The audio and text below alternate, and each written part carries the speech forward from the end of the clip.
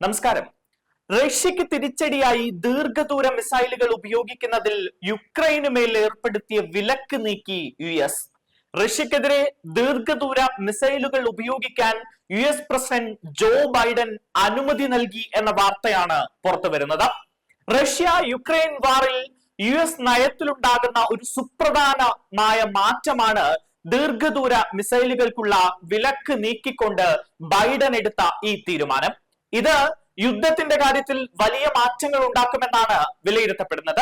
യുദ്ധം അവസാനിപ്പിക്കാൻ മുൻകൈയെടുക്കുമെന്ന നിയുക്ത പ്രസിഡന്റ് ഡൊണാൾഡ് ട്രംപിന്റെ പ്രഖ്യാപനത്തിന് പിന്നാലെയാണ് ബൈഡന്റെ പുതിയ നീക്കം എന്നതും ശ്രദ്ധേയമാണ്.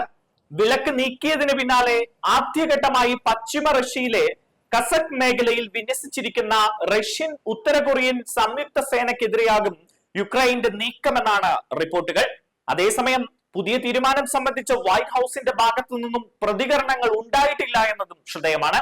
എന്നാൽ വാർത്തകൾ സ്ഥിരീകരിക്കുന്നതാണ് യുക്രൈൻ പ്രസിഡന്റ് വ്ളാദിമിർ സെലൻസ്കിയുടെ പ്രതികരണം. മാധ്യമങ്ങളിലെ ചർച്ച ഉചിതമായ നടപടി സ്വീകരിക്കാൻ അനുമതി ലഭിച്ചു എന്നാണ്. വാക്കുകൾ കൊണ്ടല്ല പോരാട്ടം നടക്കേണ്ടത്. അതിനാൽ അത്തരം കാര്യങ്ങളൊന്നും പ്രഖ്യാപിക്കുന്നില്ല, മറുപടി മിസൈലുകൾ പറയുമെന്നായിരുന്നു സെലൻസ്കിയുടെ പ്രതികരണം. വരും ദിവസങ്ങളിൽ ആദ്യത്തെ ദീർഘദൂര ആക്രമണം നടത്താൻ യുക്രൈൻ പദ്ധതിയിടുന്നതായാണ് പുറത്തുവരുന്ന വിവരങ്ങൾ. 190 മൈൽ വരെ ദൂരപരിധിയുള്ള റോക്കറ്റുകൾ ഉപയോഗിച്ചായിരിക്കും റഷ്യക്ക് മേൽ യുക്രൈൻ സ്ട്രൈക്ക് നടത്തുക എന്നാണ് അറിയാൻ കഴിയുന്നത്. റഷ്യക്ക് മേൽ യുക്രൈന്റെ ഈ നീക്കം റഷ്യ യുക്രൈൻ യുദ്ധത്തിൽ എന്തു മാറ്റമുണ്ടാക്കും എന്ന ചോദ്യമാണ് ഉയരുന്നത്.